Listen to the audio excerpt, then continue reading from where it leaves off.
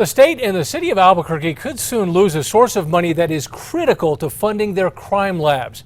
Now the mother of a murdered New Mexico college student is pushing federal lawmakers for help. News 13's Chris McKee is live tonight at APD. Chris? Indeed, this federal funding that is fueling this law that gives a lot of money towards these DNA testing labs, it expires Friday, and it gives nearly $500,000 each year to APD's crime lab. That's money that they say they have used to help clear the city's rape kit backlog. Now, the mother of murdered NMSU student Katie Sepich says time is running out to protect those funds.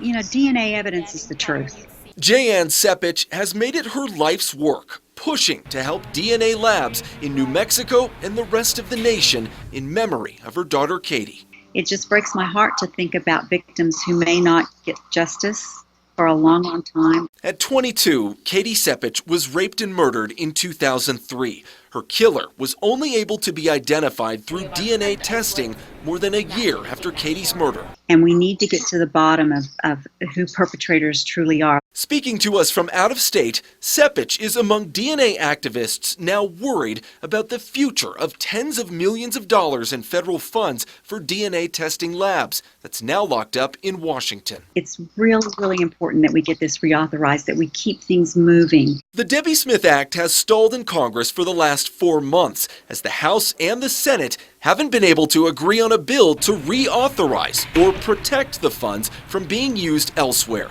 Each chamber has its own version of the bill. No one is opposed to this funding. Everyone knows how important it is.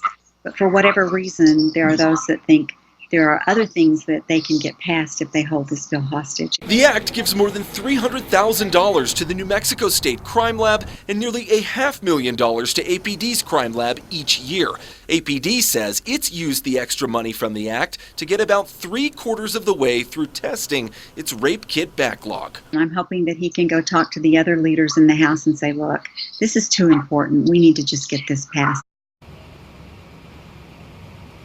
Now, the Senate's version of the Debbie Smith Act has already been passed unanimously in that chamber. The Assistant House Speaker, New Mexico Congressman Ben Ray Lujan, told us tonight that he expects the House to pass that Senate bill reauthorizing the funds by the end of the week. Back to you. All right, Chris, thank you.